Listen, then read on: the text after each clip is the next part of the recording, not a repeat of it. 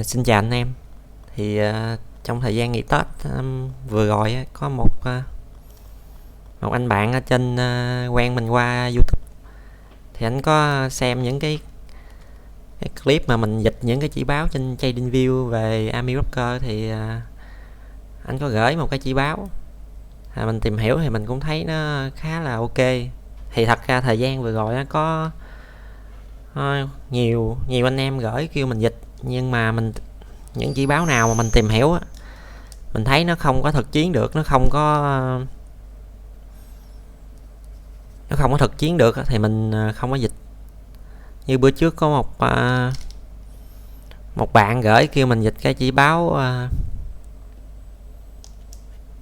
một cái chỉ báo mà mình test ra, mình xem cái kênh chính của tác giả, thì tác giả nói cái này là chỉ để tham khảo tìm cái điểm hỗ trợ kháng cự, nên là mình không dịch chỉ báo đó. Thì cái chỉ báo này là cái chỉ báo mà bạn gửi hôm nay bạn Tuấn này bạn gửi là Red K Magic Skip Bomb nè. Thì cái chỉ báo này mình xem qua thì mình thấy nó là chỉ báo thực chiến được, và nên mình dịch. Thì sẵn cái hôm nay là một cái phiên mà thị trường phái sinh, thị trường cơ sở nó giảm, phái sinh nó có ăn, thì mình dùng cái chỉ báo này để mình test phái sinh cho mọi người tham khảo. Thì cái này là mình đã dịch ra và mình chia sẻ cho bạn này. Thì bạn này bạn nhắn cho mình khoảng chiều ngày 28 là khoảng đâu mùng 7 Tết. Thì mình mò khoảng gần một ngày, khoảng trong cái đêm đó mình mò, thì sáng hôm sau mình ra được cái chỉ báo này, thì mình thấy nó khá là ok. Thì quay lại cái kết quả test để mọi người tham khảo. Thì cơ bản là cái chỉ báo này trên mọi khung thời gian nó đều có tác dụng.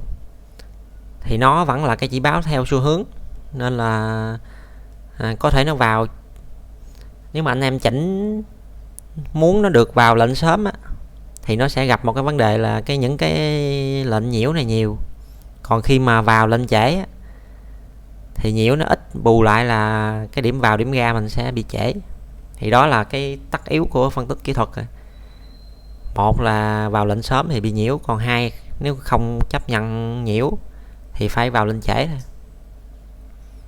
Thì mình test trên vài khung thời gian, từ khi mà bắt đầu cái hợp đồng phái sinh mới sau Tết, là từ ngày 27 là bắt đầu cái hợp đồng mới, và tới hiện tại mình test trên 3 khung thời gian để mọi người tham khảo. Ví dụ như cái khung này là cái khung thời gian 1 phút nè, cái khung 1 phút. Thì cái khung 1 phút nên nó cho khá là nhiều lệnh. Anh em có thể thấy trên đây, nếu mà điếm lệnh thì vào đây anh em có thể nhấp vào cái report này, nó có để tham khảo nè. Thì tổng cộng nó tới 100 mấy chục lệnh, 133 lệnh. Thì bản chất cái này mình thử thôi, coi nó có hiệu quả không thôi. Cái điều kiện mua bán mình khá đơn giản. Ví dụ khi mà anh em tải cái này về, tinh chỉnh lại một số thứ. Ví dụ trong đây nó sẽ có vài cái thông số để tinh chỉnh nè, về những thông số này có thể chỉnh được. Cái thứ hai nữa là kết hợp với những cái khung thời gian khác để quyết định mua bán, và khi đó mọi người viết thành một cái chiến lược cụ thể cho mình. Còn này mình chỉ làm đơn giản, khi cái đường màu xanh này nó cắt lên là cái đường nhanh, nó cắt lên cái đường chậm là mình vào lệnh, và khi nó cắt xuống là mình thoát lệnh thôi. Thì như vậy đây mình test cơ bản sơ thôi, cái này nó ok không. Thì test cái này nó vẫn có ăn. Ví dụ như đánh theo khung 1 phút trong mấy ngày đây thì cũng ăn được khoảng 50 mấy điểm. Thì thắng thua xen kẽ. Tuy nhiên là khi mà giao dịch theo xu hướng, anh em đừng có quan trọng là phần trăm thắng nhiều, mà quan trọng là cái lệnh thắng mình ăn được nhiều thôi. Đó là cái thời gian mà mình giao dịch theo xu hướng mình thấy. Thì mình test vài cái khung thời gian khác cho anh em tham khảo. Ví dụ như khung 5 phút,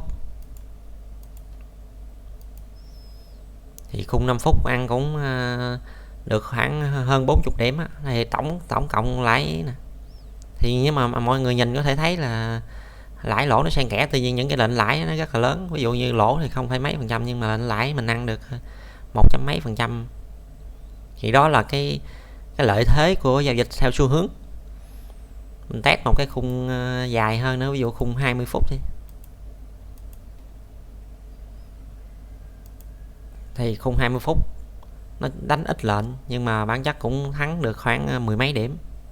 Thì lên thắng lên thua xen kẽ. Thì cái này á, mình như mình nói rồi đó, là mình chỉ để lệnh mua bán cơ bản để tham khảo, là chưa có điều kiện cắt lỗ, rồi chưa có kết hợp với các cái khung thời gian khác nhau hoặc là các cái chỉ báo khác nhau. Thì code của thằng này á, mình dịch ra rồi, mình mở lên cho anh em xem. Thì tại sao mình dịch cái chỉ báo này để mình nói thêm về cái chỉ báo này để mọi người có thể tìm hiểu trực tiếp trên thằng TradingView nè.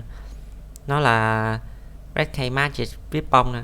Thì cái của thằng Red K Trader này, thì tên này nó viết khá là nhiều, rất là nhiều cái chỉ báo ở trên thằng TradingView. Mọi người có thể thấy mấy chục cái chỉ báo trên đây, và một số cái chỉ báo thì có tốn tiền. Nói chung nó cũng là một cái tên uy tín. Và thì khi mà vẽ ra nó sẽ ra hai thì ở trên TradingView này nó có nhiều cái thông số để tùy chỉnh. Mình đơn giản mình lược bỏ bớt. Thì cũng là cơ bản là hai cái đường nhanh và đường chậm thôi, nhưng mà nó tính theo cái cách gì thì cách của riêng người ta. Thì code nó cũng khá là dài chứ không phải là ngắn, cũng khoảng 100 mấy chục dòng lệnh á. Thì vì mình lược bớt. Thì nếu mà mọi người có thể tìm hiểu thêm cái thằng cái chỉ báo này á, thì nó là một cái chỉ báo mới nè.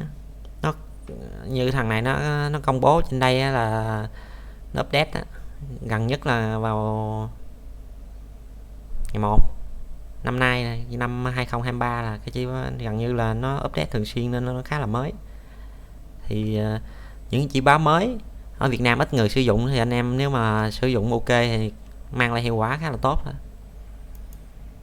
Thì đây là cái phần code mình dịch ra.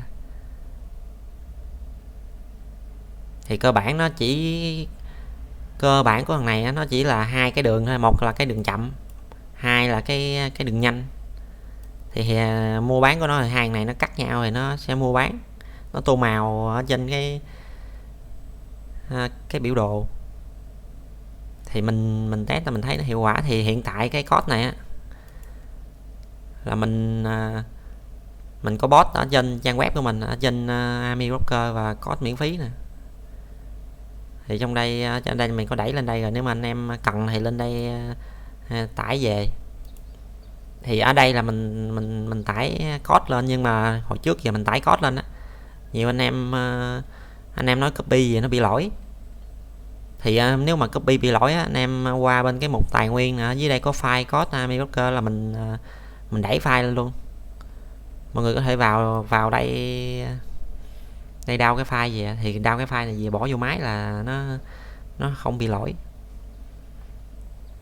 Và cảm ơn anh em đã theo dõi. Nếu mà anh em thấy ok thì like một phát để ủng hộ cái kênh mình thời gian tới.